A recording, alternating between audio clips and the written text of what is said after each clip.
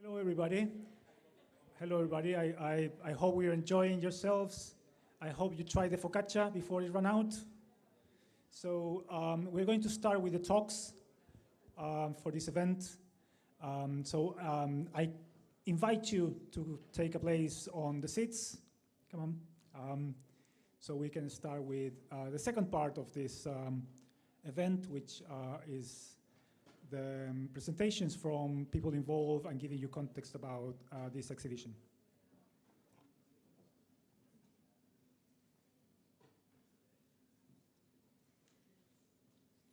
All right.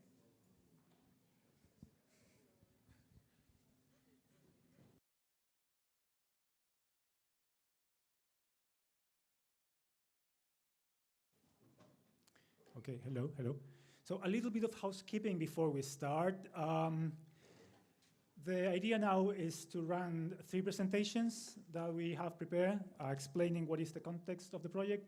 You are, of course, invited to, if you don't have a chair, just bring a chair so you can sit down, please. Just running through the stairs to the left, we have bathrooms, if you would need that.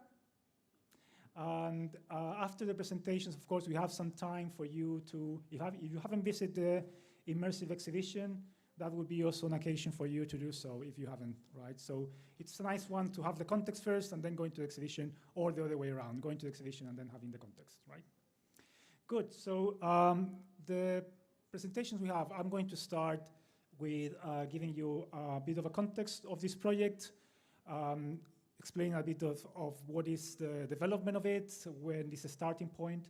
After my presentation, 15, 20 minutes, we have Dr. Priscilla Ulgim. She's coming from the University of Vrich.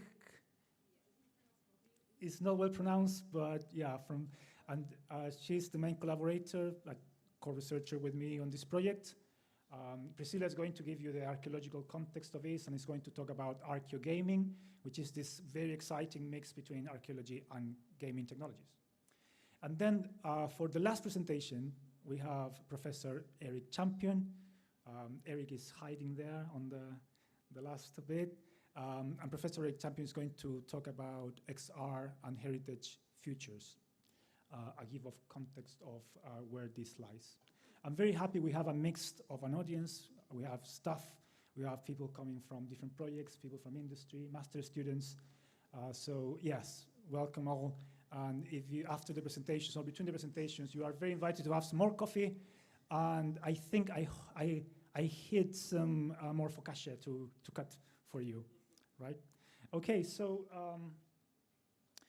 first we start, I would like to express my gratitude to all the people involved in this event.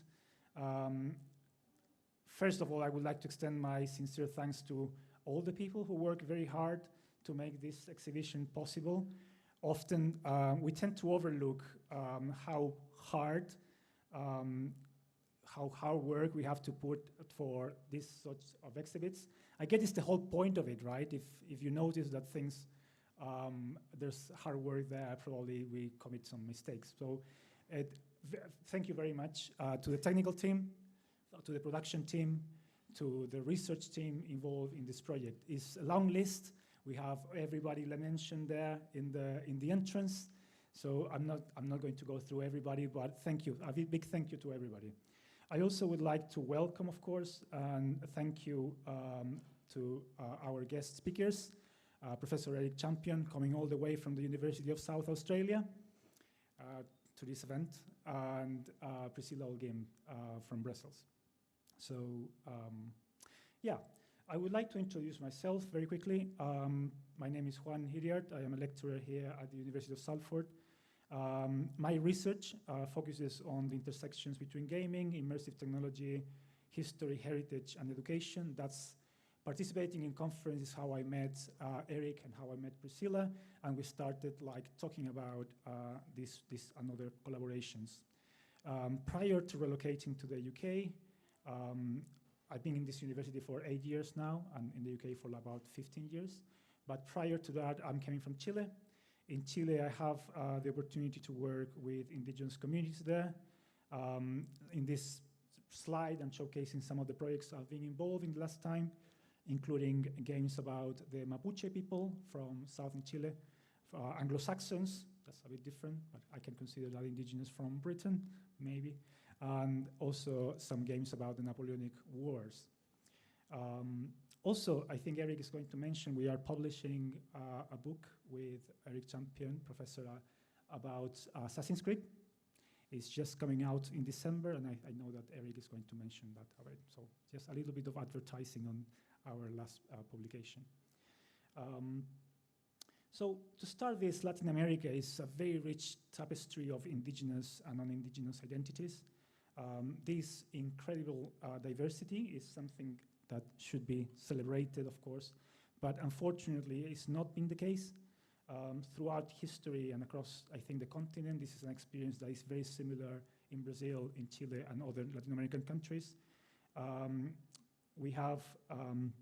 There's been a sustained effort to erase indigenous identities by rapidly assimilating them into the dominant culture.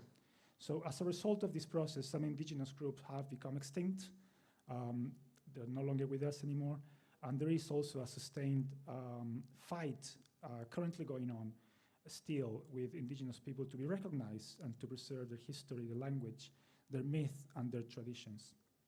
So in this context, media technologies, I think they have a very important part to play. However, they are advancing at such a rapid pace that it's difficult for developers to actually keep up with the rapid advancing of technologies. And it's a very exciting time with what's going on with game engines, with game technologies, these things that actually put us in different places, different times. But also, we need to recognize that there are many groups that have been excluded from this. And this project, in a way, is about this. It's about trying to bridge the gap between digital technologies and excluded groups. Now, something that I've been looking that looks very exciting, especially for like film studies lecturers here, is what's going on with media and indigenous representation. So previously, after decades of false portrayals, prejudice, and erasure, the representation of Native Americans in mainstream media is now taking a different direction. I put two examples here. One is from the TV series Reservation Dogs. I don't know if you have seen that, but it's fantastic. It premiered in 2021 and is a very good example of a phenomenon where we have indigenous participation. It was written and directed by indigenous people, and the series brings to life experiences of indigenous communities with a touch of humor, which is fantastic. And then the other example I have here is a short film made by children from Rapa Nui, from Easter Island, which depicts the history of the Otumatua, who is the first settler and ancestor of the Rapa Nui people. So also we have the same sort of trend going into with indigenous games. I know Priscilla is going to talk more in detail about this topic, but I just give you some examples here that shows how indigenous games have been progressing from the first examples where we have this controversial Atari Custer Revenge, which exploited the issues of race, gender, and genocide for entertainment, to more recent games like Never Alone or When Rivers Trails and Huni Queen, where we have the participation of indigenous people into making these gaming experiences. So this project centers about the Southern Je. It's a group from the Brazilian highlands who are associated now with the modern Kaigangi, Xokleng, Aiwarani ethnic groups. If I get it right, Priscilla is going to talk more in detail about this, of course. She will give us more background information regarding the archaeological research conducted with this specific group. So this project has, it's good to mention that this project has a very significant political aspect. The previous administration of Jair Bolsonaro in Brazil enforced policies that gravely jeopardized the rights of indigenous communities. Throughout just 3 years of his tenure, Bolsonaro policies target indigenous groups living in the Brazilian Amazon. with the goal of eliminating legal safeguards against unlawful occupation, exploitation, and commercialization of indigenous lands. So, yeah, we'd have to recognize where we sit with this project. So we started with recreating the landscape of the Southern Jay. For that, we took the map of Sitio dos Albinos and transformed that into oh God, something went wrong.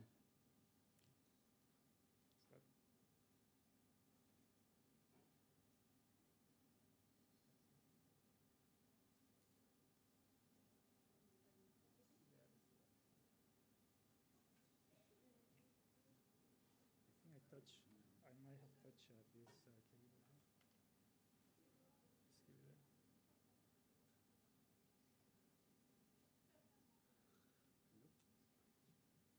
Okay, it's coming.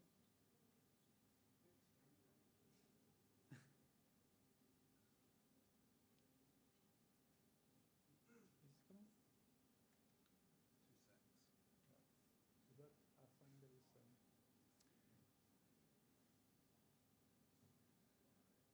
Right, let's give it a sec. I was just going to show something amazing. I couldn't get it through.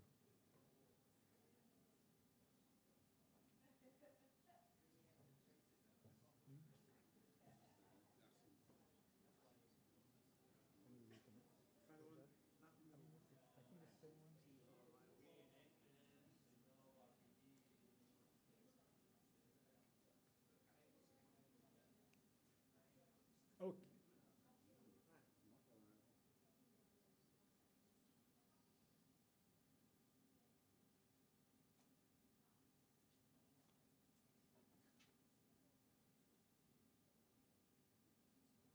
Yeah. Oh.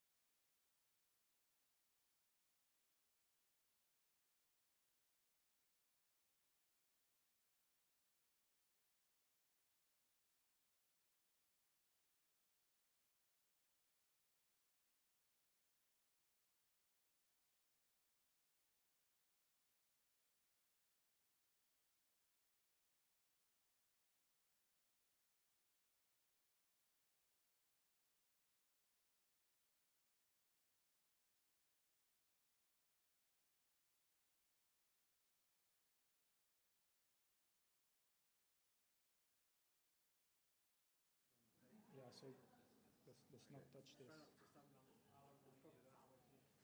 Okay, we got it. Right, so now I'm going to show you what I wanted to show you. So we took the map from the Sitio dos Albinos, and we transformed that into, again, terrain using Unity. We made sure then to include, of course, the native vegetation, like the araucaria tree. Let's see if I can, yeah, well. The araucaria tree to accurately represent the area. Next, we focus on the lighting and the sound design to create like a realistic sense of a landscape there. I think I have a video running there, but it's not running for some reason. Anyway, so something interesting is that during the development, we were very inspired with the work from Professor Tim Ingold, ideas about the landscape. I put 2 quotes there. We had several discussions when we were developing this with the development team of how we could bring those sort of ideas to life in a way of creating like a representation of the landscape that brings you what actually is to be there, like a sense of place. We actually invited Professor Ingold to this. He declined very graciously. He didn't have the time, but also it was very interesting that he claimed that he considered himself a bit of a technophobic. So this ideas like bring to virtual life was something that was a little bit strange for Tim. So, but we did the effort, and I think that it would be a very nice debate of how these ideas actually came to life, I think, from the real landscapes to the virtual landscapes. So showing you a little bit what is, I should lose the video there. Anyways, so showing you what is the material culture of this. We recreated as well different objects and artifacts that were modeled and introduced to demonstrate how users could get information from them.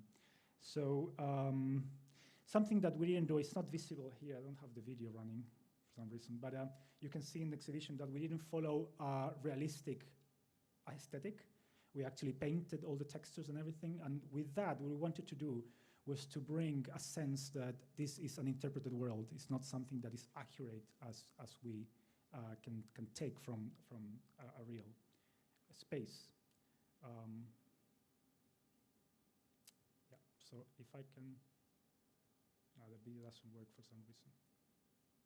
Anyways, so the other bit here that was important for us was creating social presence. But this was a major challenge.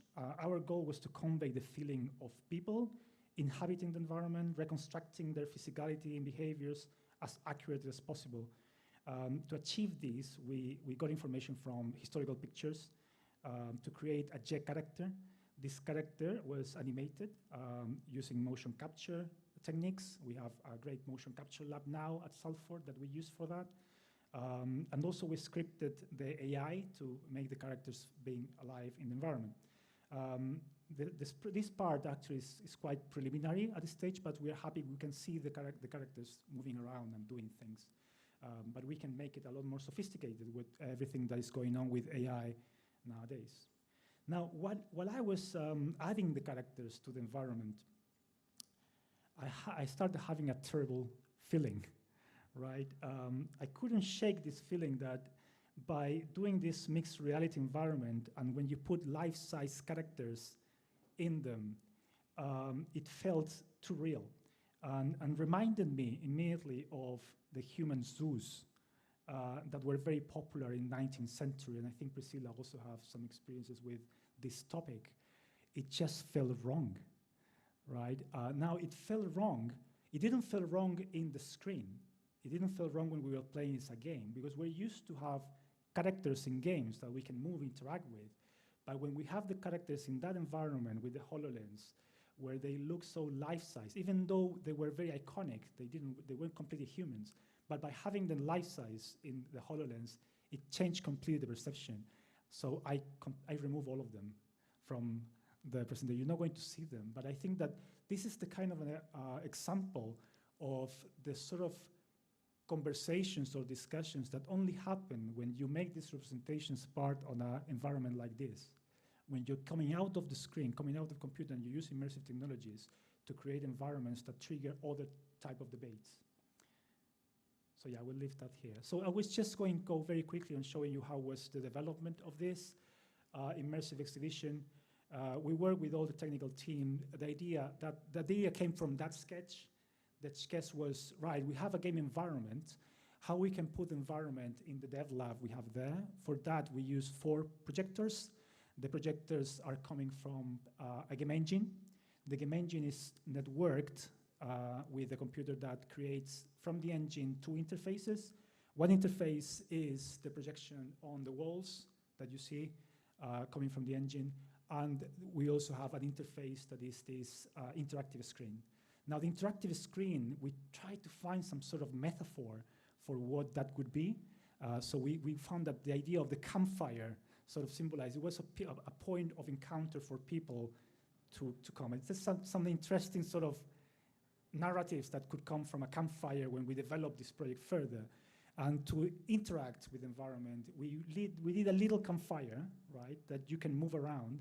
And when you change the spot where you are, that changes the projection. So it is a very nice way in which we connected 2 interfaces to allow people to navigate an environment that is projected in 360. Also, we used the HoloLens. Now, the HoloLens is a very individual experience, so we cannot put that. We don't have HoloLens for everybody, unfortunately. but that brings those objects to life as well. So these are some images I put from the development stage that I love to show how all the technical team, Nathan, they work quite a lot of, they spend quite a lot of time to actually make this work. That's why I say things look simple, but when trying to make all the different parts, the components of this project to work, was quite a big challenge. The good thing is that we have the know-how now, so we can actually do it easier, I think. We can do it in less time. And these are some images that I took from people interacting with the HoloLens. You always look very ridiculous, that's a warning, when you are with the HoloLens interacting with things, right? But don't bother about that. And finally, we also put environment into the metaverse. So in the metaverse, with using a spatial, but now we also have work with PixelMax, we can create this environment, but bring people in. We can bring all the stakeholders participating in the project, archaeologists, indigenous communities, children, bring them in and start developing this environment flexibly. So it becomes a tool where we can have further conversations and further development. That's my avatar, by the way. You haven't noticed, of course. And the last thing, what is coming out, this is a slide from a project we are working with Rapa Nui communities. So what we want to do is to use this environment, to use these new technologies to involve people. In this project, we work with people from our Easter Island, Rapa Nui people on workshops, and we get children to imagine these places, bring those stories. And that's the stage that I think we are talking now as a future of this project. Thank you.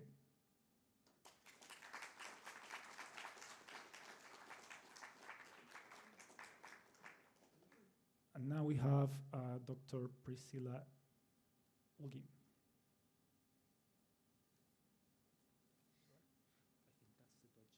Yeah, okay, don't touch that. I will try my best.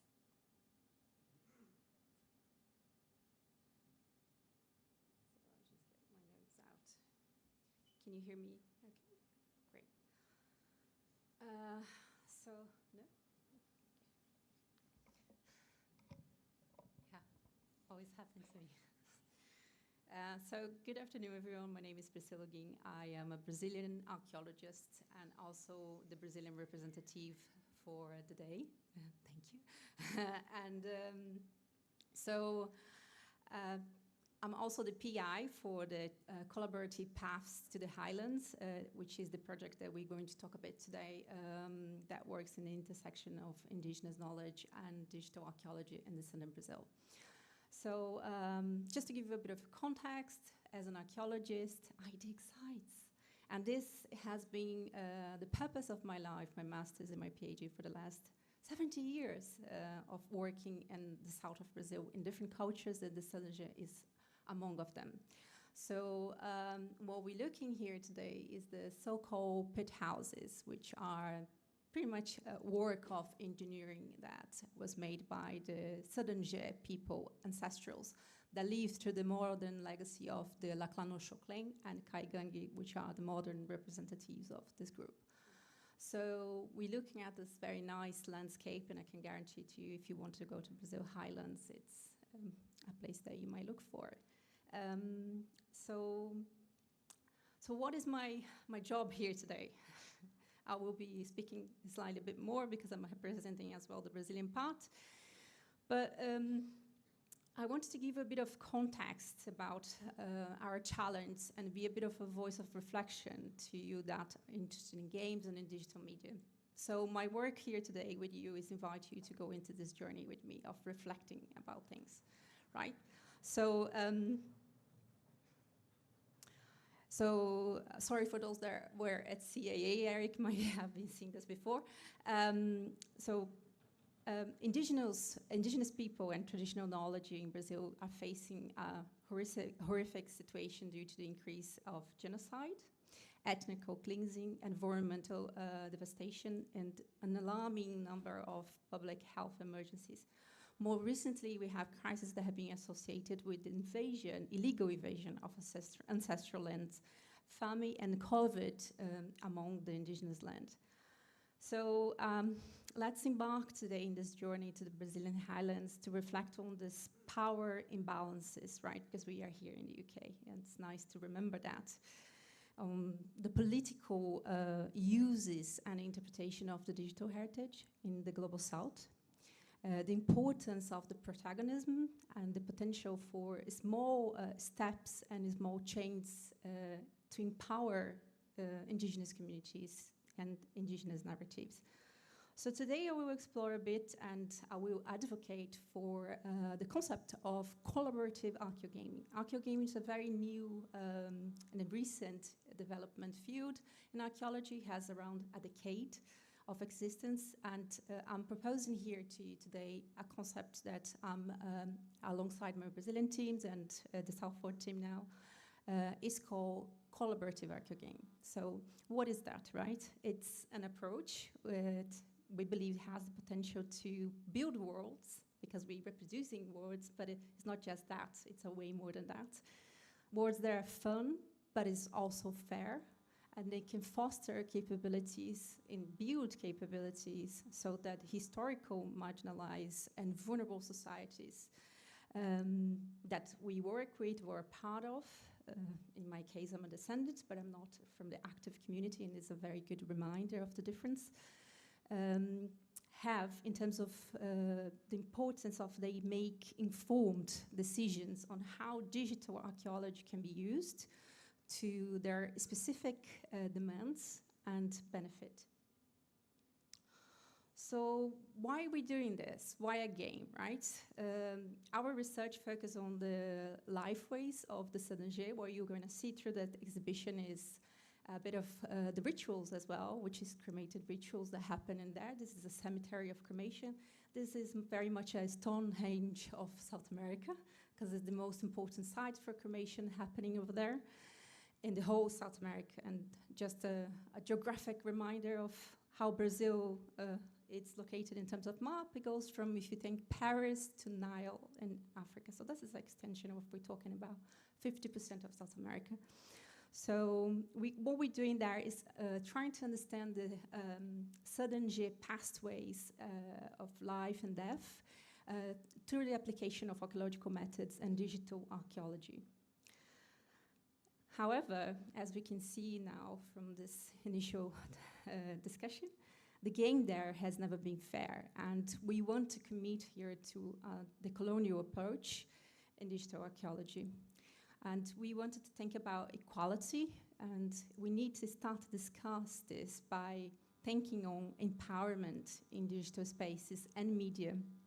And this is much about the people that are no longer represented here for the reasons that weren't very well pointed, but are not here today, and we need to bring them here. So true collaboration requires, right, more than good intentions. It demands alignment of power dynamics, resilience. We have to embrace the diversity of voices, and we have to embrace conflict. And we have to foster mutual enriching relationships, right? And in a very sort of Colleen Morgan's approach, archaeologists as world builders, there is a lot to be built in the Global South. So in this light, I hope that today we can just give this first step through our exhibition, our installation, towards to what we understand to be a collaborative archaeogaming strategy and initial discussion. So we really wanted to look at how can we build this local capacity, right? And to bridge this community while are we empowering these generations, the different generations that are among these communities, to take informed decisions about their digital past. So I advocate here today to you a collaborative archaeogaming, which is inspired very much in the indigenous-led game development in community, and also in the combination of archaeological practices. So I'm kind of trying to develop this as we go through, but I'm going to propose 3 initial objectives so you have like an idea about. So first, to develop a sustainable project that enhances collaboration and inclusivity in Brazilian archaeogaming, we need to think about incorporation of indigenous participation and authorship, right? And that's what we're doing now. I'm going to Brazil in the next week. We're going to sit with these people that are from representatives of museums to the communities, in this case, the Lacalanosha clan, the Kaigangi, and potential representatives of other groups as well, through the different courses, the indigenous-led courses, graduation courses that they have over there. So second, to create, what we want as well is to create an indication of resources on the Southern archaeology. Again, thinking about the colonial archaeogaming and metaverse experience that enhances this collaboration between indigenous and non-indigenous archaeologists, because we have a lot of this gap that we need to bridge in our field. So we can then foster this very much need inclusivity digital spaces and ecosystems. So we are focusing here in this immersive experiences and through this decolonized approach to have a starting point to reflect how can we think about protagonism, how can we think about cultural material ownership, right? Third, this is a call to the advance of the archaeogaming theoretical and methodological foundations by emphasizing this potential of collaborative approaches and to developing ethically minded and practical frameworks. So I work for different, I have ethical representatives for different organizations in the UK and in Brazil. So ethical aspects of how can we do that right, it's very important to me. And to do that, we need to think about the framework, how we can build those frameworks for designing games and extended reality heritage that involve archaeology, that involve indigenous culture, and involve as well historical marginalized societies.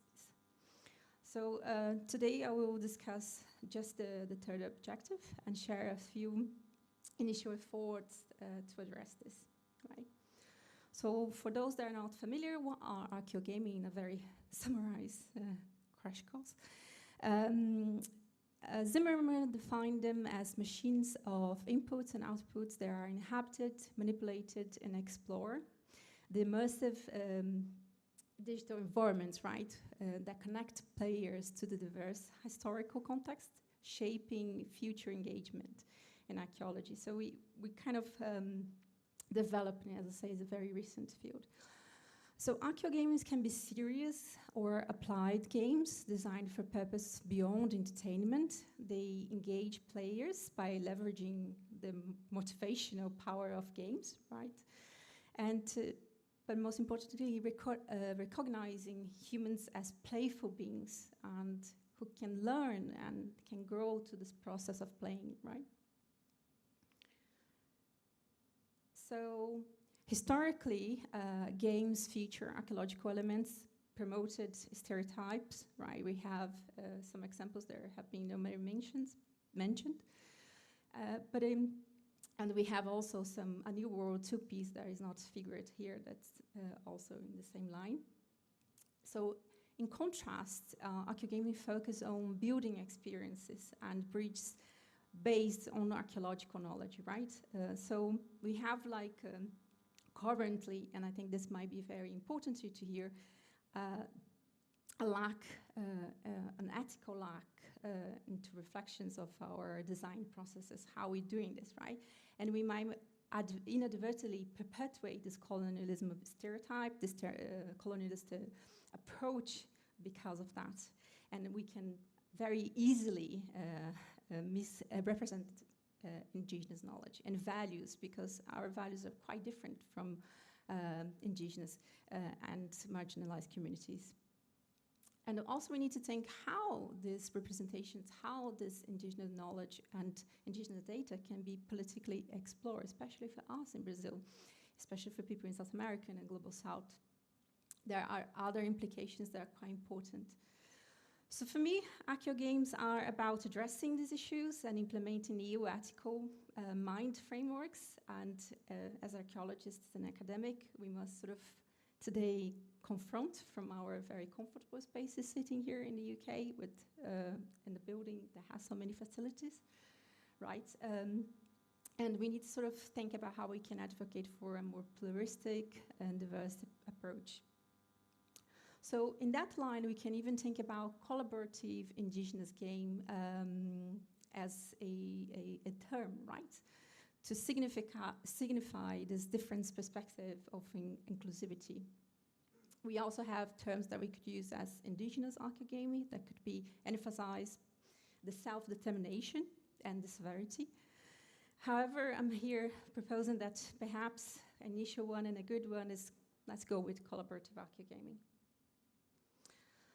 So to address the third priority, we have been developing a strong framework for collaboration, and we focus on identifying these methodologies that comes from different fields, right? So, indigenous gaming, archaeology, data management, and community and public archaeology. So it's a combination of several fields that helps us to address and create this framework to bring this idea together into a practice. So how can we attempt to solve some of those challenges, right? Collaborations have been very successful, and my top three, I really like those well, Never Alone, When Rivers Are Trails, and Honey Queen. They are very good examples you can think of when you're dealing with the indigenous games, or in some cases even archaeological aspects. And how we can think about, for example, Never Alone, which is based on stories from indigenous groups from Alaska, involve inputs from females, right? It's a female storyteller over there, a very powerful one. And elders that address these issues, and it's very interesting how they kind of think about the community legal contracts of doing a game. Honey Queen, it's my favorite one, is Brazilian as well. So I'm promoting Brazil here. It's a collaboration between the Kaxinawa people in Brazil, which is indigenous people that live in Amazon, and anthropologists and game developers. And they share the stories. It's brilliant, really, kind of a Mario to do a 2D platform. If you think about Mario Bros, yeah, kind of resembles that. Guilherme, which is the developer, said that was the inspiration. It's great because it does without stereotyping and involve the communities, bring capacity building to them, and you really kind of reach this kind of gaming, indigenous gaming framework. Another approach from the indigenous that I really like is from La Pensée. I think she's brilliant. Spears, it's very inspiring, and emphasizes this indigenous voice and the importance of indigenous center research game developers, right? La Pensée also emphasized the concept of sovereign games, which involve indigenous people as leading roles, protagonism. So collaborative archaeo game, it's all about this. It's about protagonism of the historical marginalized vulnerable groups. So another great example from La Pensée is Thunderbird Strike, which involved the whole community, and she talked about the language, how to use the language. They use the language from the speakers, they carry knowledge, and the whole thing is really ethically minded, created, and it has this representation of the community that is really brilliant. And as archaeologists, from the archaeological perspective, we should look to the social end of our research and how we can start thinking about using this to empower, right? Our archaeological knowledge. Because basically we have been failing in Brazil for 500 years, and it's not glorious, unfortunately. So we don't have game design, sedentary game design. So how are we going to start this discussion if they don't have the means to start the discussion, right? Or to make the decisions. Other indigenous-led games like Lost Memories, Terra Nova, When Rivers Were Trails also demonstrate this brilliant community of commonality of community engagement, right? And it's really great. So again, I can't get over La Pensée in terms of how much I can talk about her. She really emphasized what? When we think about games, let's think about content, let's think about development process, let's think about the founding, the managing of those intellectual properties, right? And those decision makings on game access, right? Because they need to be accessible. We're talking about Global South, not we're going to the communities. Can you imagine how it works in the community? So, and also how we can sort of emphasize these aspects of promoting self-determination, right? So now that we navigate a series of open questions, which we must take seriously in assessing applications of indigenous gaming. I would like to think about how we can use other frameworks, right? That comes from indigenous, as again, data management to the realm of archaeology. So if you're not familiar, you can at any point give it a bit of a search for those. Those are great frameworks that really helps us. And so basically what we need here is to address this ethical and legal considerations over the archaeological indigenous data use within archaeogamings, right? In the development of those tools for managing intellectual properties, and I'm really thinking here of the political uses, because we're doing this to help, but we need to understand that who is going to help, how is going to help. So we have in this framework, very quickly, just research like Caro, Kukulai, Jennings, that emphasize the indigenous data sovereignty, advocating for this collaboration between the community. We have a famous framework that's called CARE. It's very good because in archaeology we used to use FAIR, but FAIR now not necessarily comes with a CARE, so we need to CARE as well. Okapi, which is brilliant. We have Murkutu, which is it's great for CMS, and it really kind of comes with this idea of common Creative Commons in an indigenous-led Creative Commons for how we can sort of give the authorship and you know, like the indigenous can develop what can be seen, what cannot be seen, how they wanted to share that. And all this it's pretty much what we're looking at, traditional knowledge labels, that's how we call them, right? So I'm not going to extend very much onto this, but I just wanted you to have an idea about potential frameworks that you can be using at when you're doing your games or reflecting about that. So another success project that we have on community-based in public archaeology are projects like Huyuk that emphasize this collaborative democratization approach that we call community-based research. And we have as well several of other very good examples to bridge this gap. Right. In Brazil, I really like the example of Resistência Já, which is an exhibition that's still at the Museu de São Paulo, Museu da Universidade de São Paulo, and brings the Kaigangue, the Guarani, the different G groups. And they are the people telling the story. They are the people building the story. They are the people saying what the culture material represents. And they are the protagonists of the show from the beginning to the end. And this is made it through a museum, which is brilliant. So this exhibition is really interesting because it really transforms like the practices of museums, right? So in a certain extension, what we're looking here is museum practices and installation. So how are we going to take this to Brazilian museums, to Brazilian spaces as well, right?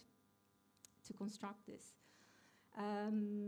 So yeah, so the objects on display in the Resistência Já, you can type it in Google, and for the 19th century, and it's really brilliant collaboration with the indigenous groups and the Museo of Archaeology.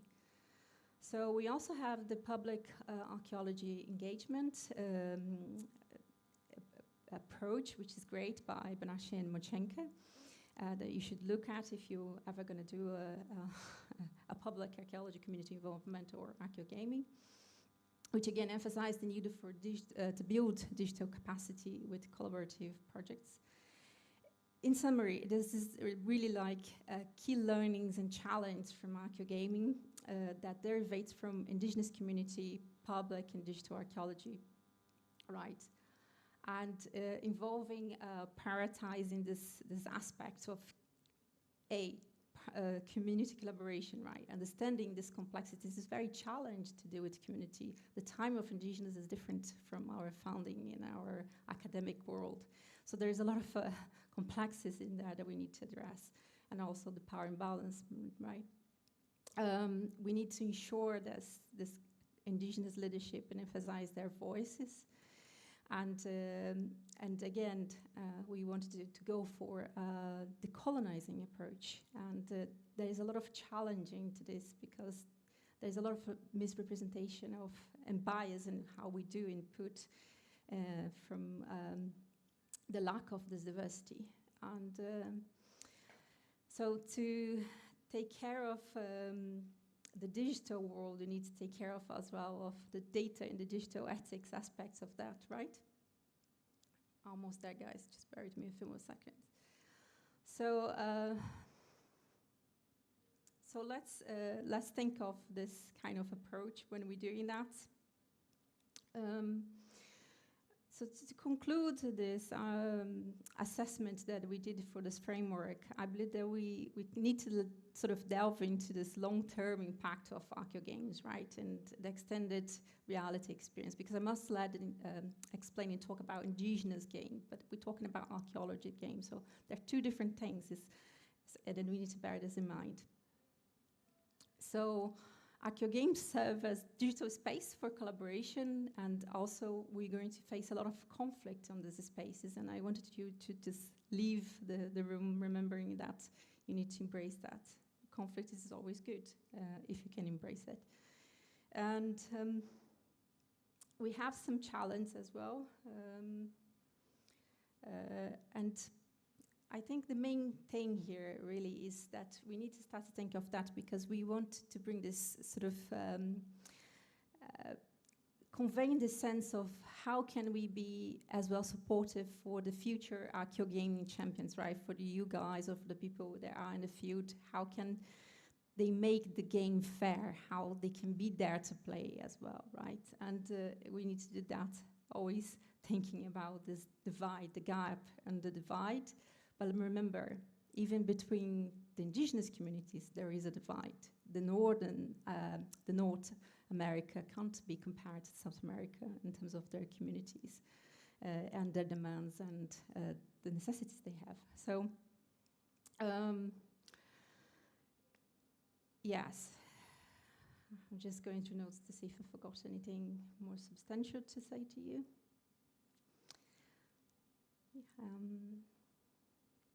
So yes, I think I want to really talk to you about the prototype, about the metaverse, and you can see over there like the pyro, which is very interesting for those that are into archaeology. We can sort of look at how those rituals take place in the past. And so concluding here, to truly support the digital archaeology and equality, we must start this conversation, right? Collaborative archaeo game is a great starting point. This exhibition is a great starting point. And it's all about raise the awareness about how we can build this capacity, empower this community, and how we can decide, right? They can decide the role that the non-indigenous people and academic play into their narratives. My end game here is start the discussion and invite you to reflect on these aspects of collaboration and ethics and digital. And the mission I want you to accomplish is to be affected by this learning process, by the people over there and over here, by this experience and this installation, and how we can start to foster and co-create paths that takes our communities to the higher lens of archaeo gaming and archaeology and game design. So I would like to thank all the Brazilian team. That has been great. I would like to thank Juan and all the Salford people, the AMGC, BP Lab, the Teesside University, which I'm honorary fellow, and to all of you for listening. And if you have any questions from the archaeology over there, I'm very happy to. It's 15 years, we can talk a lot. So sorry for the late, because I was representing two people, so, but thank you.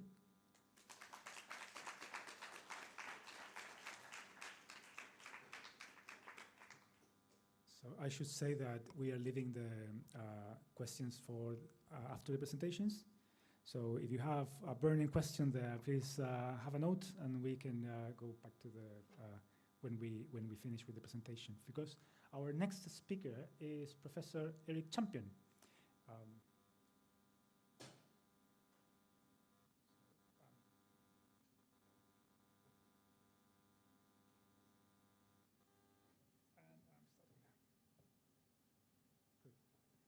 That's the dodgy cable.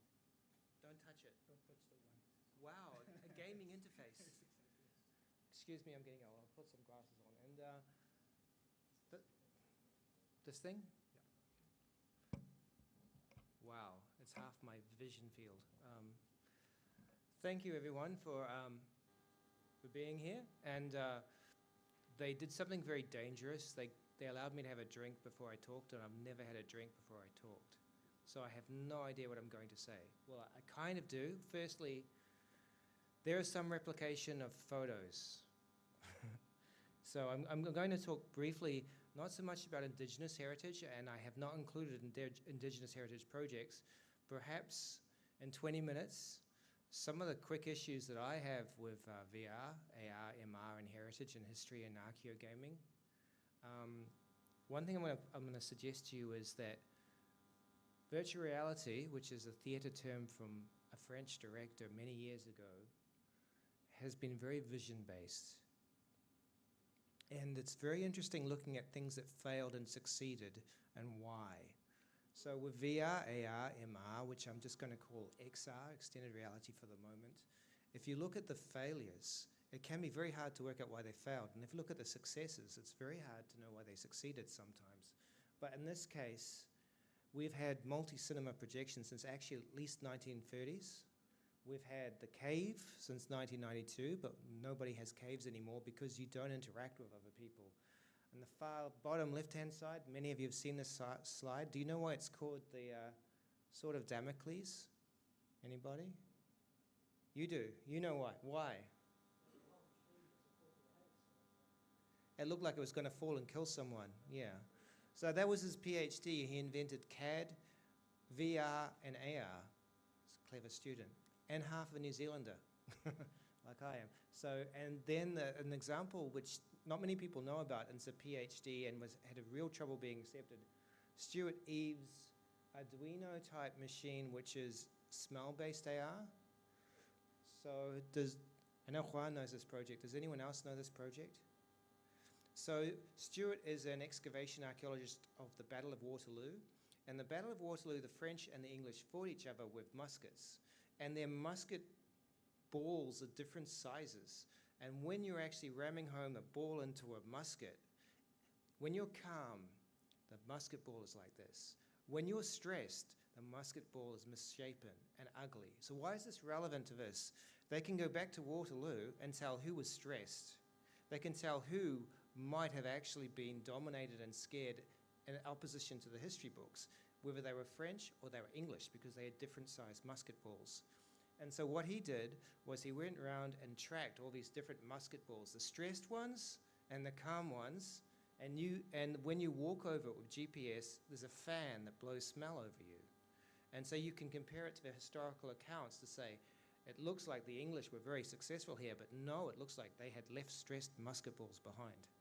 So that's an example of Arduino-based smell, augmented reality. And this is my argument that, and when we talk about virtual reality and these other technologies, we tend to think about vision. Because many of these scientists were computer vision scientists. But then you also have the mad, crazy, you can still buy it today, Cinerama over here. So the Sensorama, and it was a website by Morton Halig in the 1950s, patented in 1962. It had smell, it had motion, it had color, it had aromas and vibrations, and they were trying to sell the original machine, I think his widow, about 2 or 3 years ago. So not many people knew about it. So we've had this huge long history of multimedia and multimodal VR, but we seem to be fixated on vision. And when we look at AR today, MR, VR, etc., there's something that really confuses people. The whole spectrum, according to the early pioneers, was actually mixed reality, not virtual reality. That's one thing. And there were 4 categories: the real environment, augmented reality, augmented virtuality, and the virtual environment. So we go from the real to the virtual. Does everyone know what augmented virtuality is, for example? Yes? No? Has anyone played esports? Yes. Augmented virtuality. So your environment is virtual, but you see your hands. So it just means adding something real to the virtual. Right. And what my argument here is, people now just say extended reality. It's just easier. But there's a second part to this. When people talk about augmented reality, they often talk about what they see through their phone.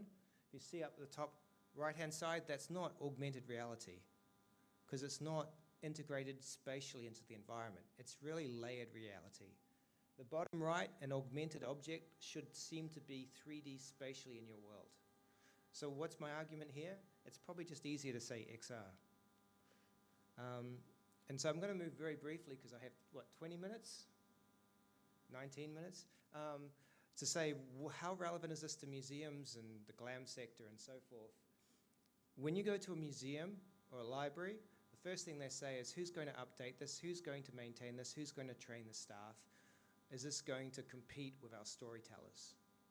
And in this case, on the right-hand side, this is the Fremantle Prison, it's a World Heritage Site. It had 1 million people a year until COVID. Then it had no people a year.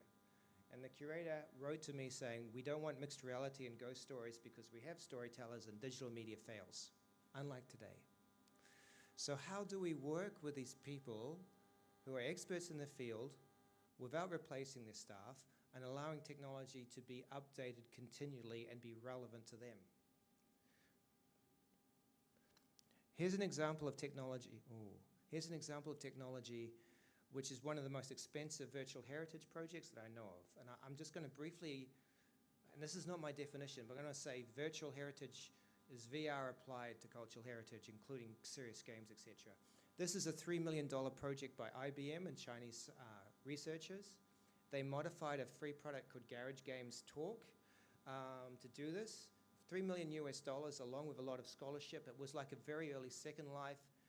You could have dozens or hundreds of avatars controlled by people, teleporting, understanding gestures, going through this large space. Within 6 months of being online and official, it disappeared. No one still knows why. I suspect it's copyright, even though it was approved by the Chinese government. Not only did the Virtual Heritage Project disappear, the Garage Games company got bought out, and the software which is modified to build these online worlds disappeared as well. The data, the software, the company, the project, all disappeared. Just one example. And some people have actually said it's called the vanishing virtual, and I just say it's an oxymoron. So virtual heritage often disappears faster than the heritage that it's supposed to simulate. And just to prove this, and I'm sorry if there are academics in the audience, because I know there are, if you look at some of the major conferences, when they mention 3D and digital heritage projects, try and find them. So about 4 years ago, my research fellow Hafizah and I tried to work out all the major conferences that talk about 3D models and projects. Can you find those heritage projects?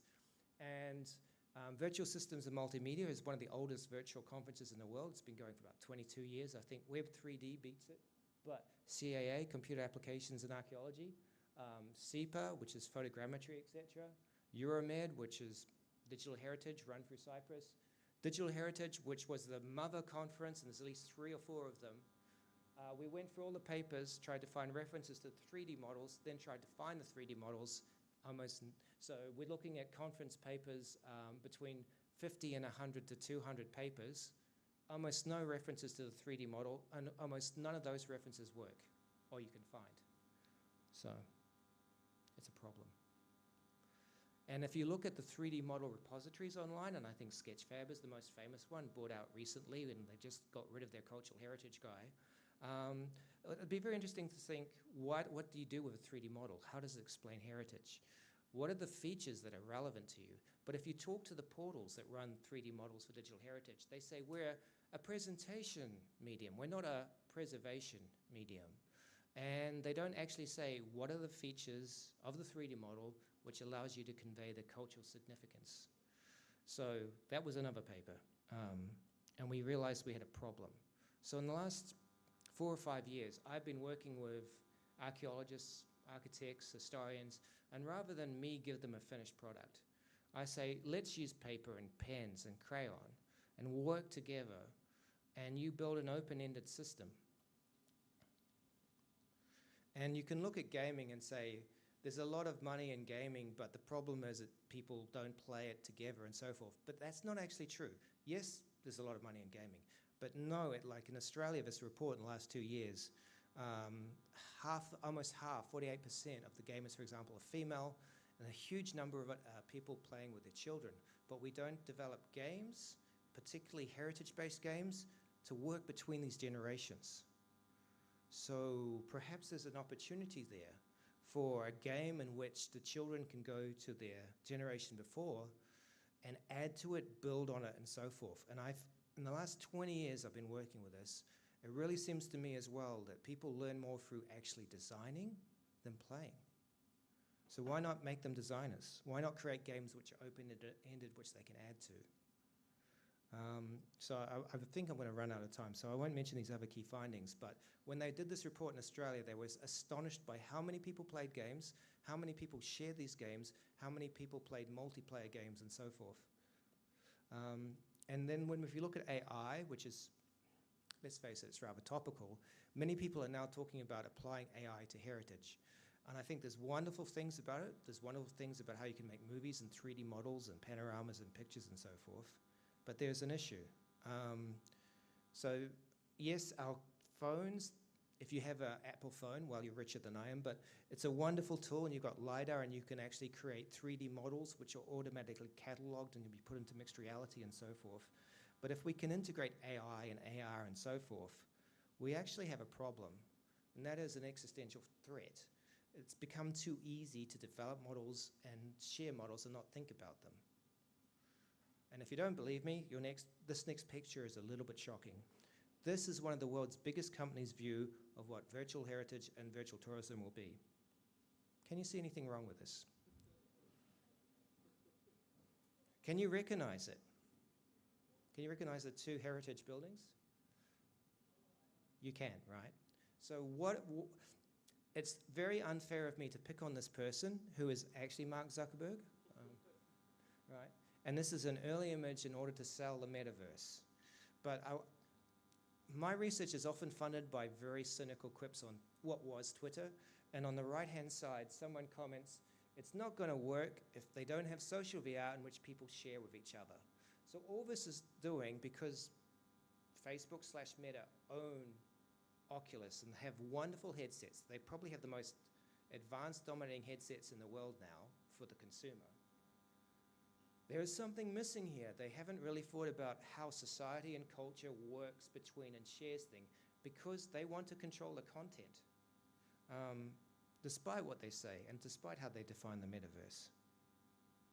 And when they start using AI, and you've got software, even your Adobe tools now have AI, there's another issue, particularly for cultural heritage. So on the left-hand side, there's text about these historical letters. On the right-hand side, AI did pictures and paintings of what the letters were about, the families that the letters were of. And that's fantastic. They look like real people, don't they? It looks like in a real historical painting of a setting. And it's all based on historical documents. Now that's going to be released on the internet. And how are you going to distinguish between this and actual pictures and paintings of the people that were there, which actually don't exist?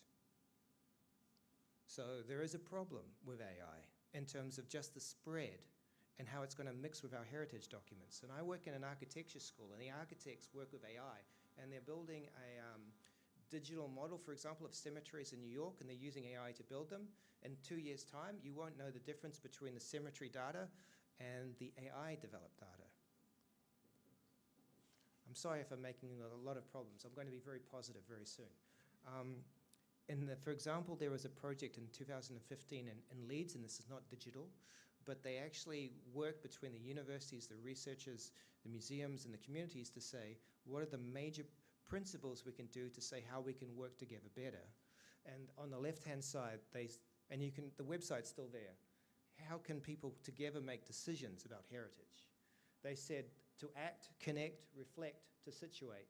For me, what was really interesting was also to see your work through other eyes, which is number 3, to situate, to understand your work in context. Now you might think, how does this relate to all these pictures of head-mounted displays and me ranting that's too vision-based? I think that visual/non-visual virtual reality isn't just about reality, it's really good at showing process. It's not needed to just recreate what we already have, it can show us implications of what we could do or what could have been done. Counterfactual, counterfictional worlds, for example. And in this case, we can use mixed and virtual reality to give us an idea that people see the world differently to us. Does that make sense? I'm going to give one example of a project. And on the right-hand side, in yellow, that was my point for one. Virtual reality can be simulation engines and convey process. But secondly, rather than think of a game as just a fixed product that just appears and it's fixed for 5 or 10 years, think of it as lots of elements which you could update in real time. Think of a magazine that you open and then your phone automatically creates 3D models in real time from data. And so people continually changing things and you're reading the instant thing built together. So a game engine can actually bring things in, process things as you're running it. It doesn't have to be all fixed and closed beforehand. Culturally significant presence, I think Juan, for example, mentioned it in terms of social presence. How is something important to people who are different to us?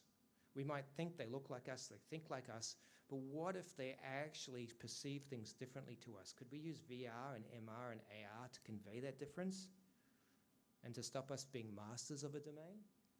So I'm just going to give a couple of quick examples, and this is one of the slides that we've already copied. But I was a co-chair of ICOMOS, which is the International Committee of Monuments and Sites. So I was a co-chair of not the General Assembly, which is like thousands of people in Sydney, just the Digital Heritage Program, which is the only time it's run inside. And they're the volunteer organization who advise and review people who apply for World Heritage Site status to UNESCO. The biggest takeaway for me was the governments are working between integrating fair data and care in terms of Indigenous communities, but the academics were not. And if we look at commercial products like, and now we push the book, Assassin's Creed, Ubisoft, there are many interesting issues with the replication of data, and I don't think I've told Juan this, but one of the interesting cases of Assassin's Creed was when the press said that their wonderful models of Notre Dame, which was burnt down, were volunteered to the French when they rebuilt Notre Dame. Do you all know this? Do some of you know this story? That the gaming company had a better 3D model than their councils did. That part is perhaps true, but the part where they'd offered the 3D model isn't actually true. But the press reported that. And the reason I'm telling you it's not true was the guy who's in charge of the rebuild of Notre Dame, through the software formerly known as Twitter, emailed me and said, "Where's the link?" And so I sent him the newspaper article. So it was really interesting. Ubisoft has these wonderful architectural models, but there are so many things about the way people inhabit space and interact with space which could be furthered. And actually the company is now moving towards working with art galleries and museums to build escape rooms with historical background. And as an architectural historian, well, I was once, I have some interesting issues with it. They employ historians, really good historians. They employ architectural historians and so forth. Assassin's Creed is quite fantastic in many ways, and there are wonderful things like the story creator mode. You can share your photos. It's actually moving into virtual tourism. But there are many things which we could improve further. And I haven't put a slide here, but another example I'm going to give for you is actually Stalker, Shadows of Chernobyl. Has anyone played that? So it's a Ukrainian company around, I think, 1992, and they put in a sort of post-apocalyptic zombie world of Chernobyl, and the game is designed so you'd never go to Chernobyl. Can you guess what happened? All the gamers went to Chernobyl and reenacted the game things. And the company had actually designed the game to stop people from going to Chernobyl. And the second edition was going to come out last year before the Ukrainian war happened. So these games are actually virtual tourism accelerants in a way. But what they don't have is culturally significant presence. So when you're in this environment and you suddenly realize that this other person doesn't view the world the way you do, so how could we turn it into a game? How could we use games to explore this? There are quite a few games where the mechanics, which is a thing many people don't emphasize or understand when they start to design games, can make you change your perspective. So on the left-hand side, you just have to move these shapes around and you suddenly start realizing systemic discrimination, and they're just different colored shapes. On the right-hand side, this was a project funded by the Australian government. It's of a refugee camp in South Australia, where I am now, actually.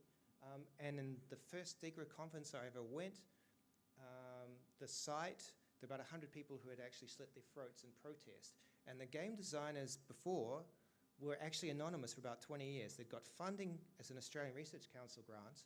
They built this game, then the Howard government found out and tried to stop the funding, and they were still anonymous. And the interesting thing about this is it's an Unreal level, which is almost totally uninteractive, and your job is to try and escape the camp. So you have to go around and find people who can tell you how to escape, but almost all of the gameplay is you realize how they've lost the will to live. So it's a very disturbing game. It's almost a simulation. And I said it'd be more positive. Unfortunately, the previous two speakers have already talked about the games I was going to talk about. But one issue that I would like to say about these games, apart from reversing perspectives through mechanics and so forth, and the bottom right-hand side, Never Alone, is won, I think, 2 BAFTAs. But the interesting thing to me is not only did the game allow them to employ their storytellers and their artists to work on it, they now own part of the company. So I think this is a wonderful model for Indigenous communities. And if you're interested, the Interactive Past Conference has YouTube videos with the people from the Cook Inlet talking about how they worked with this American company and now part own it. But what you can also do is you can actually create games as stage sets. So this was public VR the last 10, 15 years. Jeffrey Jacobson developed Unreal as a cave, so you'd use the game engine to project around you. But in this case, people used it to teach classics. The students performed their plays in front of the Unreal level. The Unreal level non-playing characters were controlled by a puppeteer. So the NPCs and the human student actors had to work together to create the play. Does that make sense? But you could download the models. I think you still can. So I'm just going to briefly mention, do I have 5 minutes? He said I've got 50 minutes. No, okay, 6 minutes.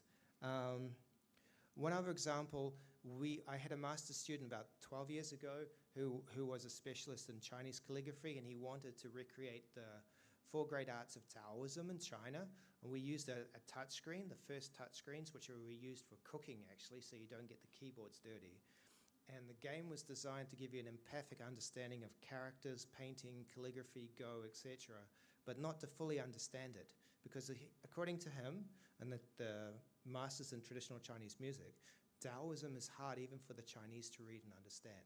So this was designed for Westerners, and it didn't give them an absolute understanding, but it gave them an understanding that they didn't fully understand it.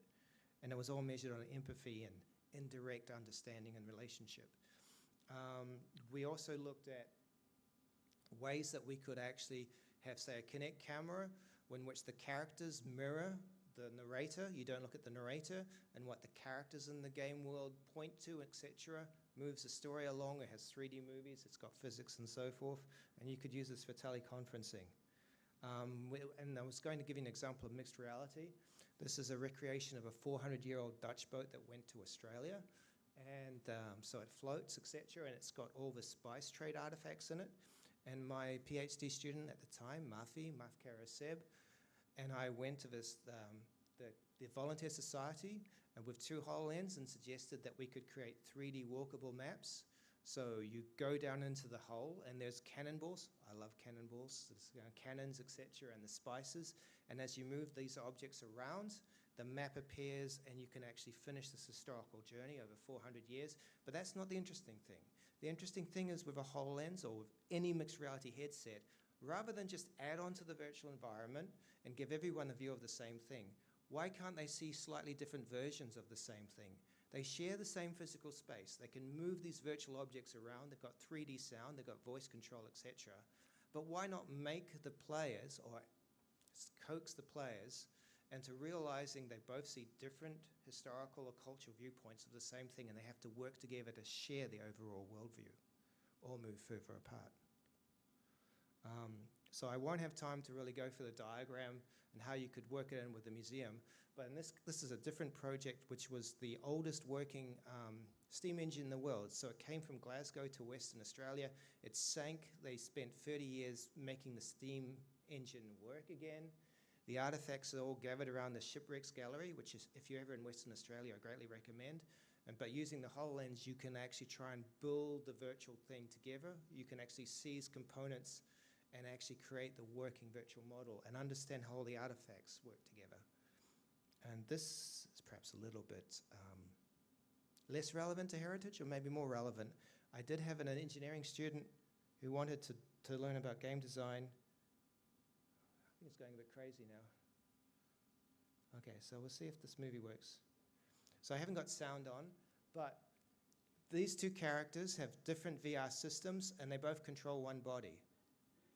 And then you start realizing it. So one controls the upper arms and so they can point, and the other one controls the legs. And they're looking in different directions because they're in different VR systems and so forth. And they have to work out how to be one person. So I'm wondering if something like this could also be used for society.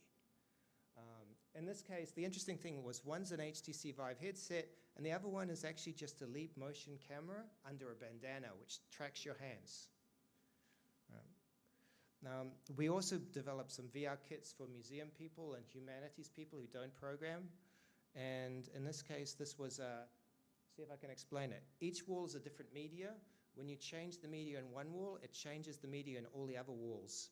So if you, for example, have there's a 3D model, there is a wall of videos of the shipwreck from 400 years ago. Yeah, I keep talking about 400-year-old boats, but there's from Recogito, the map data was built into the sort of 3D map. And as you say, control the map and go back in time, it shows you photos or videos of that time, and the model changes as well. And each one's a different wall. But the project was designed so people without programming could modify it and use it themselves, and had a game and so forth as well. I won't have time to talk about this. But we also looked at exploring combining 3D models and the DBpedia, which is a database behind the Wikipedia, and how you could link everything in real time, and you could change everything in GIS, 3D models, and landscapes. I think I'm going to, I'm going to have to speed up very quickly, sorry.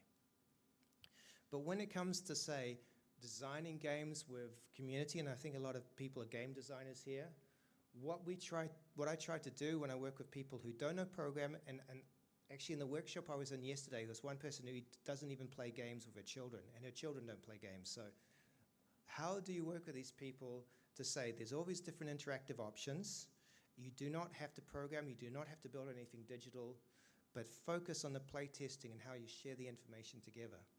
So what I've done, and the very keen amongst you might notice your lecturer here in the bottom right-hand side, is create open-ended ones where the playability is more important, but the knowledge can be transferred beyond the game. Am I in your way? So I mentioned Stuart, who was the excavation archaeologist at the Battle of Waterloo. In Soho, there's an auction, I think every year. He invited to me once. People pay money to go into a raffle, which funds the excavation, and if they're lucky, they spend a weekend in Brussels with Jeremy Paxman. Woohoo. And that funds the archaeology, and he uses soldiers, Marines, etc., who have post-traumatic stress disorder, who are very good at digging. But what he tried to do here, after doing the augmented smell, was he wanted to explain the phenomenology of the game with the French and the English, and he got all of us to basically just role play while he shot us. Do you remember this? I don't know if I got sound. There's a lot of sound. So basically, with some of the museum curators have managed to make them role play, etc. And for example, in Italy, I've done 2 workshops. In this case, on the right-hand side, the student Manuel, he's just finished his PhD. He now teaches some of these game ideas in Colombia, though he was based in Granada. They start off with paper and then they develop 2D or 3D games. In this case is a guy who's 500 years old, a historical figure. He wakes up, he doesn't remember anything. You have to walk him around the city and find the buildings of his time in order for him to regain his memory. And so what I also do with the workshops is I break games down to something really, really simplistic. I tell them a game, opposed to a simulation, has to have goals, like Indiana Jones has goals. At the start of the movie, he says, "That belongs in a museum." Then he finds he's risking his life and everybody else's. Games have risks. And then he finds he's got challenges. For example, he's chased by famous actors disguised as a rock. And of course, he's got strategies. And if you know Indiana Jones films, the bottom middle one, that's based on a real life example where he actually had diarrhea. They didn't want to fight him, so he just pulled out the gun and pretended to shoot him. It became the movie. But anyway, games have these all aspects, but they also have rewards, and education people don't always think about this. In Indiana Jones' case, he goes back to being a boring academic, which he doesn't like being. So it doesn't quite work as a metaphor. But actually, Juan helped me with this diagram. One other thing I say to the teachers and education people, games are not like IT and software. They're not easy to learn, easy to master. They're difficult to master. And so you actually need to have mechanics, affordances, constraints, and goals which keep increasing in time. And some of you know this is telescoping. But the real interesting question for heritage and history and archaeogaming might also be, there's all these things you learn in a game, but then how can you apply that learning beyond the game? That's a really interesting problem space. If you're interested in any of these ideas and also about gaming, I did edit a book which is free on virtual heritage, which you can download. And I think I've run out of time to talk about the other issues of what makes an interesting, simple game. But I'd like to briefly mention about what I find really fascinating about escape rooms. So this year I worked with some students to build escape rooms, and what they did, which I thought was really quite fascinating, was in this case it's not heritage or history, but the group work is all with physical clues. And in their case, they have to keep a monster out, and only when they solve the physical clues do they go to the computer. So you build the teamwork, you build the collaboration, you have tactile experiences, and the digital can evaluate and so forth. But the major thing is the emphasis on teamwork. So I'm going to suggest we could build open-ended frameworks which combine the physical and the digital, which some people call it the hybrid or the analog. And here's an example of a 12-year-old who built an escape room. So it was for a maths assignment. So they were supposed to do an ancient Egyptian maths project. And so what she did, she took a courtyard. You have to solve these math clues, and the challenge is the Egyptians do not believe you're an architect, and you have to prove you know the maths to build a pyramid. And so you learn all the ancient Egyptian ways of proving maths. And I'll give you the simplest example. Do you know how they actually could make a straight wall using a triangle? So you take a piece of rope, you divide it into 12 knots equally, you can make a right-angled triangle, and then through that rope, you can make a straight wall. So this is for a 12-year-old. And she won a state maths program award for this, and she doesn't like maths. And it occurred to me, when you're looking at escape rooms and how children work together, why can't we design games or components where the children design and extend and share that knowledge themselves? So I'm going to finish by saying we're looking for a PhD student to do a scholarship. It's on AR, and it's on using AR to filter traumatic heritage. It doesn't have to be vision-based. So thank you for staying with me. So it's 5:30.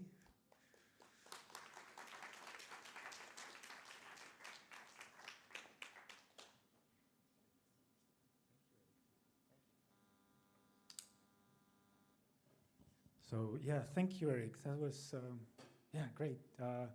So we have some time for questions and answers from the audience. I have 2 microphones I can use interchangeably with you.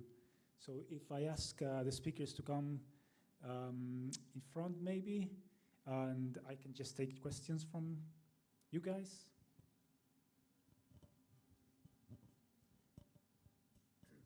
Hi, hello. Sorry. Well, thank you very much for both of your interventions. Have been actually very interesting and enjoyable.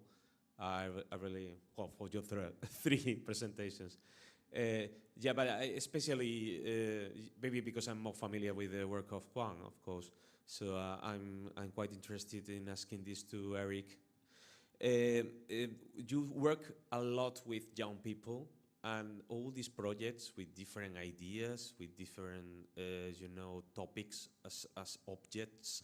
Like, I mean, for example, you say just now, no, someone interested in exploring the maths from the ancient Egypt, or someone, okay, with this heritage or this particular identity.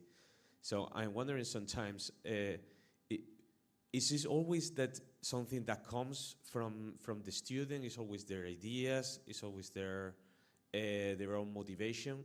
Because to some extent, I don't know, I mean, I'm thinking about that as a lecturer, but also as a researcher directing projects. How dangerous sometimes is when someone comes with a project that is so intrinsically related to their identity, their ideology, their background. And it's a good thing because there are students that are motivated, they have a mission, they have a goal in life. I mean, if you think about that, it makes sense. But at the same time, how that affects, obviously, their project, their objectivity, you know, and all these kind of things. And sometimes I dare to think, wouldn't be that even maybe a better idea just to mix the projects and to have, you know, a bunch of people and say, okay, you come with this thing about it, but I'm going to give that project to this other person and all that kind of thing. I know it's not something it can be achieved, but I just wanted to know your ideas about how to, you know, balance that, you know, the good and the bad aspects of these personal projects. Okay, that's a complicated question. I'm going to give you some tidbits, and I don't have a full answer, but balancing, basically like yesterday we had a workshop with museum people and students. We ensure that there's only a couple of each. Sorry, do you want me to use that? We ensure there's only a couple of each. With my game design students, I give them so many ideas, they get to a point where they say no.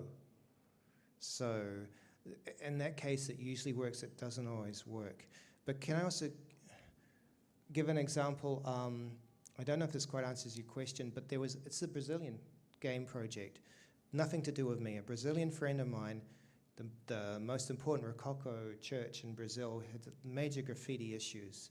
So what he did was, he said to the local people, I will teach you how to make 360 panoramas and build Google Cardboard and integrate a video avatar guiding people in the panorama. So it's a panorama and a video together.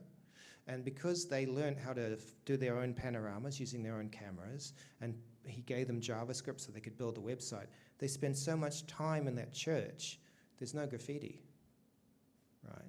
So one issue might be if you ask the people who are involved, like children and so forth, well, what would you do? But in my case as a teacher, and this is what I started with and I don't get to do now, when I taught game design, part of the mark is you have to evaluate the other game design projects. And they learned probably more from that than just designing the game. And I call this immersive literacy. So you know digital literacy, digital fluency, and so forth. But to me, immersive literacy is understanding navigation is probably the most difficult thing in a virtual environment or a game. Understanding how other people navigate in a virtual environment, that's a really amazing skill. And you only find this out when you watch other people rather than just give it to them and say, copy me. And I'll give a very quick example.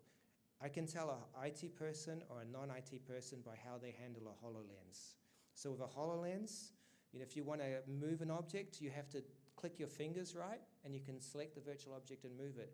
If you're an IT person, you know this is a camera, the fingers have to be like this. If you're a humanities person or a non-IT person, they tell you click the thing in the air and you do this. Camera cannot recognize it. Just that 90-degree thing, right? But the programmers don't remember or don't realize that non-programmers don't understand this. Does that make sense? So I don't have a full answer to you, but yeah. So I think actually getting part of the mark to be the evaluation of other people is huge. And in this case, the escape room people, they were actually, their last project was helping students design the escape room, and they don't design it themselves. And the students are like, I think 14 years old. So it was a very good question. So I don't have a full answer. Maybe Juan. Hello. Hi, this one's for Priscilla.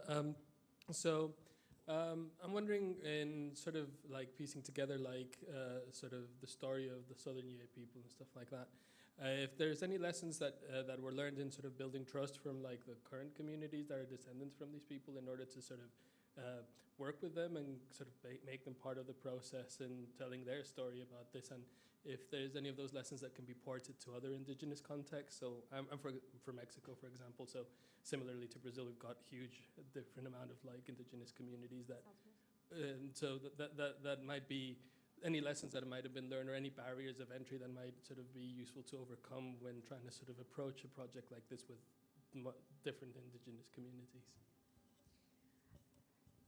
Thank you for your question. I think we can start by saying that every time you're dealing with an indigenous community, it's going to be a different context, right? It's always in a case-by-case situation. And that's very important, especially for us as archaeology. Context is the most important part. So with the Southern J, what we really did was slightly different from what we hoped to begin with, because our project was born in the COVID moment. And that was a bit unfortunately, because the idea was to design the prototype with the J. So I'm saying J, but it's important to highlight that they do not like that term. The modern Laclano, Choclain, and Kaigang are their representatives. We use J from the linguistics and from the archaeology perspective. It's just a more general term, but it's just it's going to be recorded, so I want them to remember that I did cite their names. So our initial idea was to build a prototype with them, and because of the COVID and how the project was designed to be built, we start with where we are right now with the Immersive Metaverse exhibition and installation and a prototype in the Metaverse, which, by the way, I think was actually very fortunately, because as Erik was saying, like how great can be that we can use resources that we don't need to necessarily put all the investment, all the time, you know, and have something to sort of experience, and it's able to be flexible and to change. So the Metaverse ended up to be a great starting point, because we not needed to have like a full game or a full prototype into a game, which we have to go and to talk to them. So I'm going to Brazil now, and what we're hoping is to start the workshops, right? So where we are today is not where we want to be. So we are in a process where we did a prototype. We have representatives of the Florencio. I'm in sort of some extension as well, because I'm a descendant, but again, descendants are not engaged community. So that's a very different role, and we need to emphasize that. So show to them, we talk like Fabiola, Juliana are people, professors in Brazil that work for more than 30 years with indigenous community. And we know from their experiences that their views of, you know, how we engage with this exhibition, how we perceive this experience is completely different. So I would say that where we are right now, it's not where we want to be. So we are in a phase where we did that from a mostly Western view, let's say, right? And we wanted to be at the colonial approach where they will deconstruct. So my idea is that I'm gonna say, here is the metaverse, here's the prototype that was based on archaeological data. So this model that we're seeing over there is archaeological data, is this sort of reproduction, which, you know, is, between brackets, of the archaeological landscapes and different archaeological contexts, right? And what we want them to collaborate with us is to tell us about how do they perceive that, because their experiences of the past, the shared past that we have, are different. So I hope they deconstruct this metaverse. I hope they come and say, this is not how we feel, this is a different perception, we don't think that pit houses work in this way. Because I think the learnings we can have from their views is really important.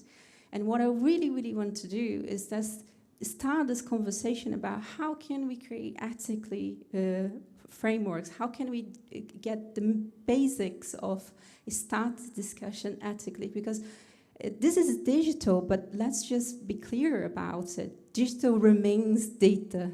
So this is also layers of issues that we have to start addressing with them.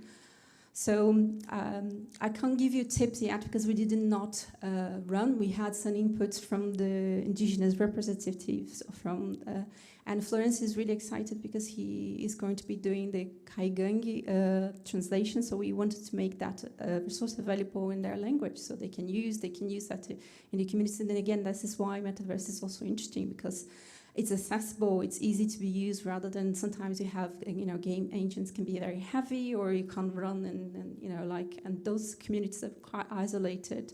So building these capacities is going there, getting this funding, right, and building this white glass box in a very Jeremy sort of led experience, where we're going to explain to them, and they might come to say, look, digital is not what we want. And I think this is very valid, because we also need to, as people that work with digital heritage, to say, oh, this is not for this situation, this is not for this group. Digital is not going to always be the answer, and I think it's okay as well to say it's not. So I'm the kind of always in this sort of pessimist kind of, I'm always this balance on the saying, oh, let's think about this, let's reflect. So where we are today is just the first step of our project. And I think it's a great start. And when they are able to really sort of deconstruct that and to give, I will happily tell you what was the experience. Sorry if I could be more useful. Thank you. Yes. Thanks. Yeah, I just want to follow up on that, because I think this is a really fascinating discussion. 2 quick questions. What happens if they say, no, the digital is really not what we want? Like, what happens to this stuff? Yeah. And that's very much connected to the second question, which is, I would say that something like this, a digital tool like this, is very much like Western directed, right? Like, this is for, sorry to say, this is for us, right? We can go in, we can experience this, whatever it is, whether it's real, whether it's realistic, whatever. But I mean, what can we do situated in sort of Western academic institutions? We want to build this stuff. So how can we approach the fact that the stuff that we are creating, I mean, due to the power imbalances and the access to the digital, I mean, they are going to have Western targets. So I guess what I'm asking is, if you could reflect a little bit on having, what are the ethics of having these sort of Western audiences? I mean, is that something that we should push back against, or should we just accept it? Or if we do push back, how? So yeah, sorry, I'm gonna cut short that, but I hope that makes sense. So I have been in ethics office now for some time. And in the beginning, I was really sure about the answer to this question. I would have a straight answer to you. And after more than 6 years working with different people, different projects on the ethics of how we build digital experiences, it's really challenged. But first, it's a resource, right? Is an educational resource based on archaeological record, and the archaeological record is based on and past is shared. So we don't need to distinguish. I don't think that would be even something that they want, but I can't speak for them, right, at this point. But for the collaborators we are working in Brazil, people that are archaeologists, people that work with indigenous societies across Brazil, this is very important because they have a means to explain. For example, in the south we have very terrible issues with Bolsonaro, but also the repercussions of that, right? So those landscapes are told to be built by the Templars. I don't know how they appear there and why they are attributed to the Templars. But, it came out on the media, the rock art, the structures. It sometimes goes to the aliens, but we know more familiar with the aliens. I wonder why the Templars.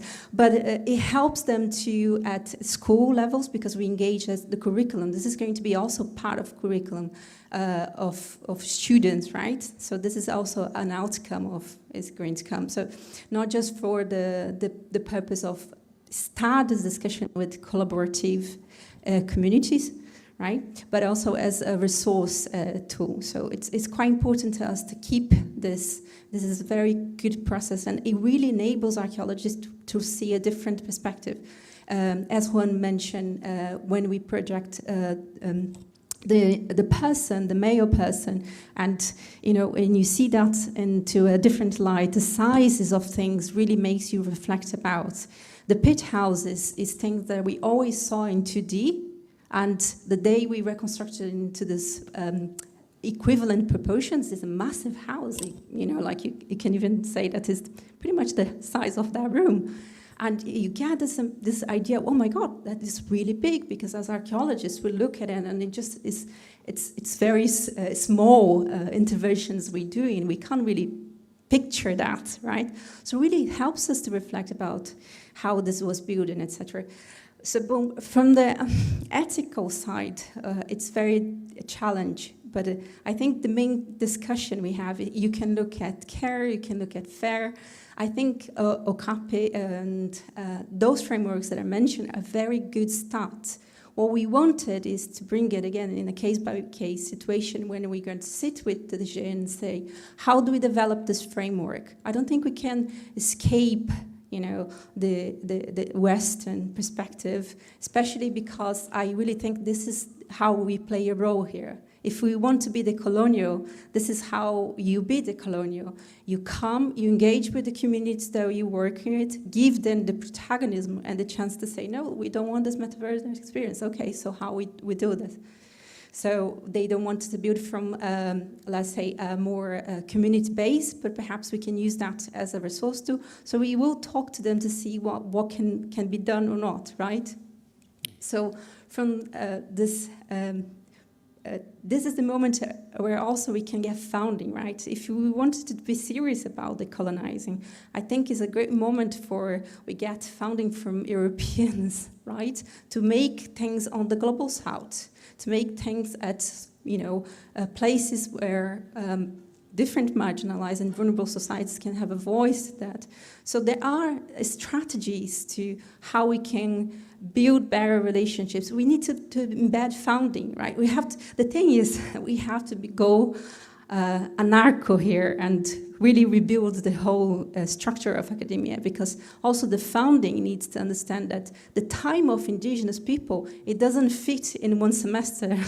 You know, like it doesn't go into a month of building this. There's years of collaboration to trust, to build trust.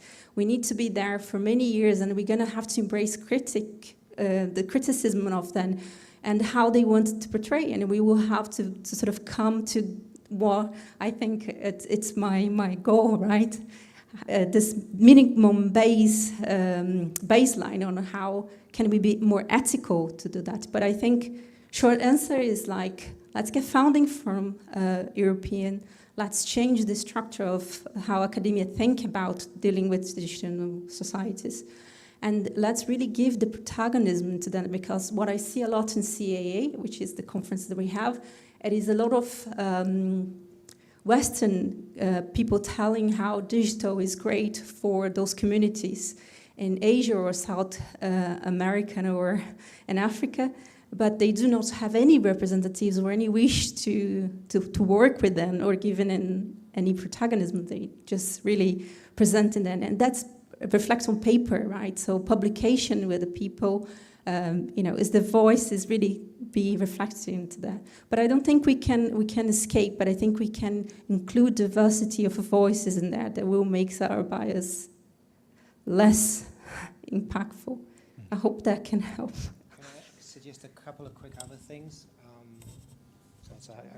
Whoa. One thing is actually working with Indigenous people in terms of data. So in Australia, the Indigenous filmmakers of lawyers have actually worked on protocols, etc., to share knowledge and governance, but it's not in digital heritage. There are VR labs run with and by Indigenous people. There's a cyber canoe lab in Hawaii. In terms of the universities, we can fund Indigenous people to work and develop these technologies, but I think there's also an infrastructure issue, and that is in some countries the equipment is so expensive that maybe universities should patent more open source cross-platform, and what the metaverse was supposed to be, shareable ideas and formats. So I think we are swayed by the large companies, but maybe we actually should support open source more, particularly like in South America where computation is so expensive.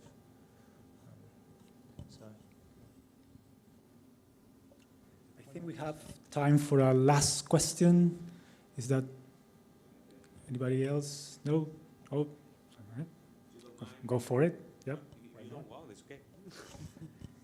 So, yeah, the last question for Priscilla, yes, in relation to your last intervention, and I thought that just wanted to comment a couple of things. And first of all and I think it was kind of implicit in one of the things that Erik said in his presentation, and it's the value of archiving all these, big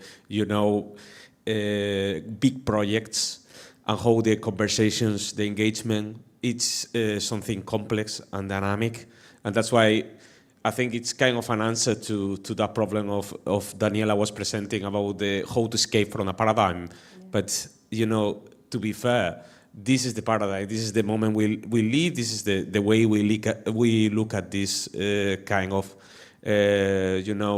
historical heritage problems, It might change. It might change tomorrow. It might change.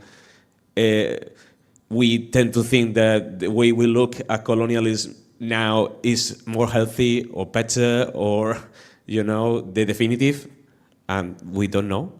The way we look at history changes as the same history changes, and you know better than I know. So that could be one of the things I think it justifies how important it is to archive all this kind of feedback. And I mean, the same, sustainability of this project is so important. Like saying, is it going to be able, someone to play to this in 10 years or 20 years? But for me, it's also, would it be possible to archive the reactions to this product and these experiences, in a, comprehensive period of time? So you can see that kind of, change or evolution. I think that's, from my point of view, is interesting. And the other aspect, I would say, I think it's very related to that. It's also implicit in what you were saying, Erik, is let's invest more in, tools and invest more in empowering the people to have their own discourses rather than creating our narratives, because maybe we are not creating the narrative that we need, but we create a tool that allows other people to have their narratives. Then maybe, obviously, always the medium would be directing the message. That would be always a constant. So creating certain kinds of tool, funded by certain kinds of group would always be kind of guiding narratives. That's for sure. But at least it's I don't know, a little more subtle. The way we, set the framework for that discussion to happen. I don't know, see if that suggests any kind of comment from your part, but in any case, thank you. Yeah, so narratives, again, is going to be in a context by context. So the Southern where the Kaigangi, the Laklano-Shokling and the Kaigangi were the same people at some point, but now they are very close enemies. So if I present this immersive experience, then what I'm expecting, and perhaps wrongly, but what I'm expecting to see is a lot of differences in the narrative about who own this landscape, right? So we're always going to have different narratives into that. I think an ethical way the way we can do this is record all those diversities of digital narratives. Also, of course, evaluating how this has been used for political purposes, because might help the Shokling in, for example, for the legal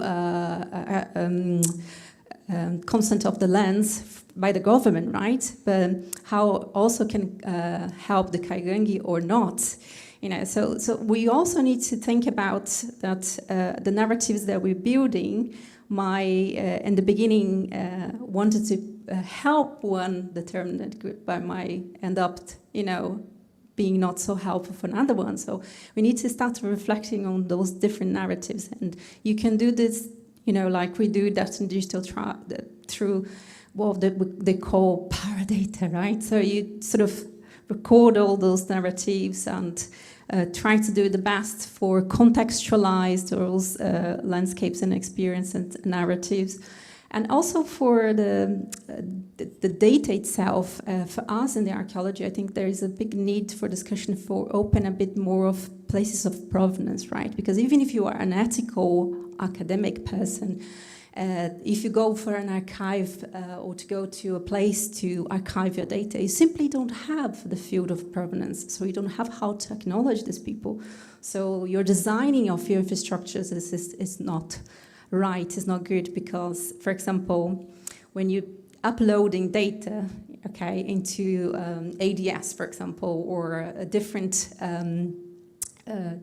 places where we would archive our digital data, we might not find it. Most of the time I see that we don't find it places for provenance, and I think this is very important. So there's a lot of, I'm not quite sure was the main question.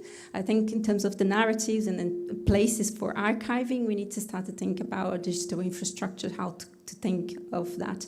And also the ownership, right? It can be at Salford, but it can be at University of Santa Catarina, Ibirama land, Indigenous land, right? If we are able to foster this capacity building, which means that we can go and foment these opportunities for them to learn how to do games, to say, oh, this is Blender, this is Unity, this is how we do it, etc. And they get interested in maintaining into that. They can have their own repositories for that, right? And create their own ways to share this. So it's a matter of start the discussion and think about how we're going to reshape and reconstruct those realities of digital into our case by case. Am I allowed to quickly answer that as well? Very quickly. I applied for a grant to develop Blender as a game engine for Aboriginal communities, and that was refused. But I think maybe we need to start thinking of a game engine as maybe as a platform for performance. So in Australia, the heritage is performative. And I work with the curator of this Aboriginal collection, South Australia Museum, and they have the world's oldest boomerang. And he says, we need to throw this boomerang, right? But it's stuck in a museum. And so I think maybe we could start thinking of not just games as technology, but as platforms or spaces or theatre for people to perform. And then the question of how we archive it is a real interesting issue. And actually my PhD was with a Mayan archaeologist in Mexico, and the environments, most of the impact was through the music with a Mayan musician, and I couldn't talk about it, I couldn't share about it, I couldn't promote him because of the academic system. And when I gave the environments the Mayan database, which is all about, it's a Western collection of Mayan archaeology, they never got back to me.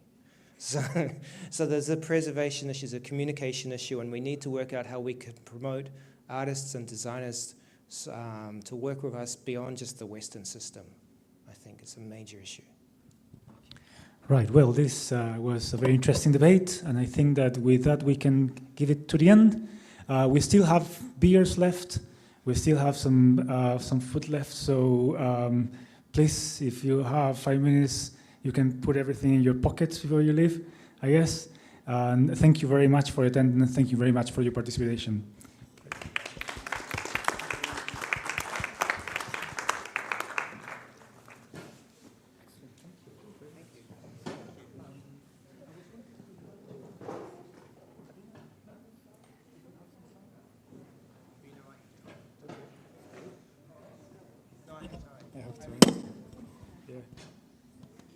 Yeah, there might be.